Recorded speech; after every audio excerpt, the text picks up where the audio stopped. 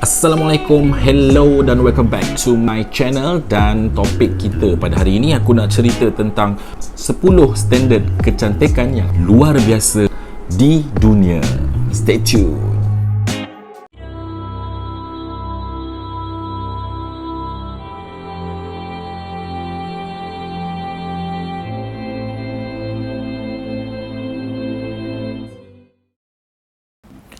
Lip plates Ethiopia. Adakah korang rasa dengan memakai ataupun letakkan sebuah piring di bawah bibir korang ni merupakan benda yang pelik? Tidak bagi golongan wanita. Di Ethiopia yang digelar sebagai Mursi Woman, puak ini dapat dikenali dengan melihat penampilan mereka yang memakai atau meletakkan sebuah piring di bahagian bawah bibir mereka sehingga struktur bibir mereka itu berubah menjadi besar dan lebar. Kesemua wanita di puak ini wajib memakai piring tersebut sebelum mereka berkahwin. Ini bermaksud kaum perempuan puak ini akan dipakaikan lip plates itu daripada mereka kecil sehinggalah mereka dewasa, dan apabila tiba masa yang sesuai dan keadaan bibir itu telah menjadi semakin ketat, lip plates yang besar akan digantikan dan dimasukkan ke bibir mereka bagi mendapatkan hasil yang lebih maksimum ataupun senang cakap untuk lagi besarkan bibir dia orang tu. Ini bermakna bibir akan menjadi panjang dan lebar, dan itulah kecantikan standard di Ethiopia. Yaiba, Jepun. Kalau kat Malaysia, korang boleh tengok orang kita berlumba-lumba nak cantikkan gigi untuk mendapatkan gigi yang rata, ataupun diorang selalu kenal sebagai prosedur veneer, pakai veneer supaya gigi korang rata. Lain pula dengan masyarakat Jepun. Masyarakat Jepun mempunyai kepercayaan bahawa gigi yang tumbuh tidak sekata atau orang kita selalu panggil gigi berlapis, di mana masyarakat Jepun memandang gigi berlapis ini sebagai satu kecantikan semula jadi dan merupakan lambang keremajaan. Seseorang yang mempunyai gigi berlapis ataupun yaiba ini dikelaskan sebagai seorang yang cantik dan menarik. Apa yang terlihat cacat ataupun tidak normal bagi orang lain apabila seseorang itu mempunyai gigi yang berlapis, tidak pada masyarakat Jepun, kerana mereka memandang individu yang mempunyai gigi yang berlapis ini sebagai seorang yang cantik secara semula jadi. Apatani, Arunachal Pradesh, India. Korang rasa bahawa tindik dekat hidung korang tu dah membuatkan korang kelihatan cantik dan menarik? Jom kita lihat apa kaum wanita Apatani ni katakan.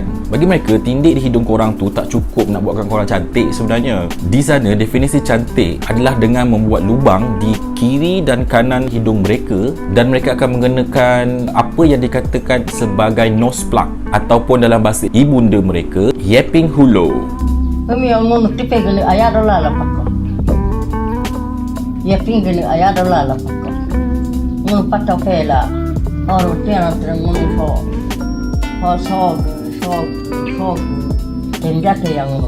Pada asalnya, nose plug ini dipakaikan kepada kaum wanita mereka bagi menampakkan mereka tidak menarik di mata lelaki, di mana pada zaman dahulu kala kaum wanita ini sering kali dicolek oleh lelaki luar. Tetapi lama kelamaan, pemakaian nose plug ini telah menjadi standard kecantikan bagi kaum wanita Apatani.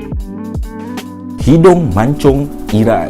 Negara Iran terkenal sebagai sebuah negara yang mempunyai penduduk yang berhidung mancung. Ini kerana di Iran, ramai individu melakukan pembedahan bagi memancungkan hidung kerana mereka menganggap mereka akan kelihatan cantik dan menarik apabila mempunyai hidung yang mancung. Iran merupakan negara yang mempunyai kadar tertinggi berkaitan pembedahan hidung di dunia, dan menurut statistik daripada akhbar tempatan mereka iaitu Itemat, seramai lebih kurang 200,000 penduduk Iran telah melakukan prosedur pembedahan memancungkan hidung setiap tahun. Ini termasuk kaum lelaki Iran yang juga melakukan pembedahan memancungkan hidung sebagai tanda ketampanan dan juga sebagai tanda nampak lebih berkuasa.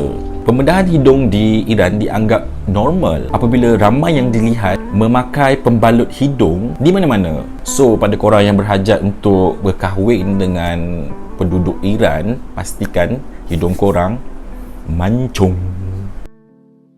Ojitze red paste, Himba Namibia. Jika banyak negara memilih warna putih dan juga hitam sebagai lambang kecantikan, bagaimana pula dengan warna merah? Di Afrika terdapat sebuah kaum yang memilih warna merah sebagai warna kecantikan mereka, iaitu kaum Himba. Kaum ini menghasilkan sejenis sapuan yang dikenali sebagai Ogize. Ogize ini berwarna merah dan disapukan di kulit dan juga di rambut mereka untuk kelihatan cantik. Ogize ini juga berperanan sebagai pelindung kulit daripada sinaran matahari, selain membawa makna simbolik kepada darah dan juga dunia. So pada kaum wanita yang nak melawat Afrika tu, korang tak payahlah bawa lotion korang tu, sebab kat sana semua dah ada, pakai Ogize je. Leher yang panjang, Myanmar. Kalau korang rasa leher korang tu dah cukup jinjang, apa kata korang tengok perempuan daripada suku kaum Kayan di Myanmar ini? Kaum perempuan Kayan ini memilih untuk kelihatan cantik dan menarik dengan mempunyai leher yang panjang dan jinjang. Dipercayai lebih panjang leher anda, lebih menarik dan cantik anda dilihat. Bermula daripada umur 5 sehingga ke 6 tahun, mereka telah pun dipakaikan sejenis gelung khas di leher mereka untuk memanjangkan dan merenggangkan leher mereka lagi. Merenggangkan. Dikatakan gelung khas tersebut boleh mencapai seberat 20 kg dan pemakaian gelung tersebut bukanlah sesuatu perkara yang mudah. Selain itu, gelung tersebut juga hendaklah dipakai secara kekal, bermakna diorang kena pakai sampai diorang tua. Bagi orang lain, mungkin ini nampak sebagai satu yang luar biasa, tetapi tidak pada mereka, dan inilah merupakan definisi cantik dan standard cantik bagi kaum perempuan Kayan di Myanmar. Memahat gigi Mentawaian Indonesia. Jika kita lihat kat Jepun tadi, gigi berlapis ataupun yaiba tadi didefinisikan sebagai cantik bagi mereka, tidak pula bagi wanita di Mentawaian Indonesia. Mereka mempunyai pandangan yang berbeza untuk kelihatan cantik, di mana mereka akan memahat gigi mereka ataupun mengukir gigi mereka sehingga menjadi runcing seperti gigi taring untuk kelihatan cantik. Selain itu, memahat ataupun mengukir gigi mereka ini juga mempunyai kaitan dengan spiritual mereka. Tapi, tahukah anda bahawa prosedur memahat gigi ini tidak menggunakan sebarang ubat bius? Ya, dan ini bermakna mereka akan merasai setiap ketukan dan hirisan pada gigi mereka ketika mereka melakukan prosedur itu. Dan pada mereka, apabila merasai kesakitan ketika melakukan prosedur memahat ataupun mengukir gigi itu, mereka beranggapan bahawa untuk menjadi cantik, itulah yang harus mereka balas, iaitu dengan merasai kesakitan dan juga keperitan ketika melakukan prosedur tersebut.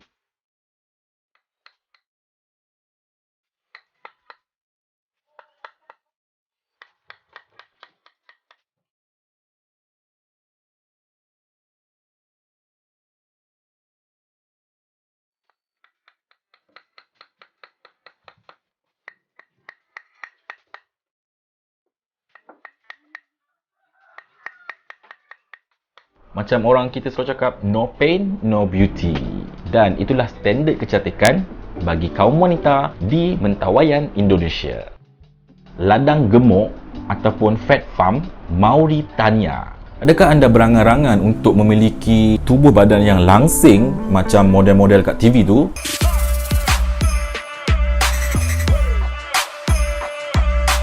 Adakah dengan memiliki tubuh yang langsing akan menjamin seseorang itu untuk mendapat jodoh yang diidam-idamkan? Ya, mungkin di Malaysia, tapi tidak jika di Mauritania. Percaya ataupun tidak, di Mauritania ini, mereka akan menghantar anak-anak mereka ke suatu tempat yang dikenali sebagai fat farm. Dan tujuan mereka menghantar anak-anak mereka, anak perempuan mereka ke fat farm tersebut adalah untuk mereka kelihatan gemuk. Ini kerana di sana, wanita yang mempunyai tubuh badan yang besar ataupun berisi dilihat sebagai wanita yang cantik dan sempurna. Moko Cave, Maori, New Zealand. Bagi sesetengah orang, menghiasi anggota badan mereka dengan mencacah tatu dapat membuatkan si pemakai berasa menarik ataupun cool.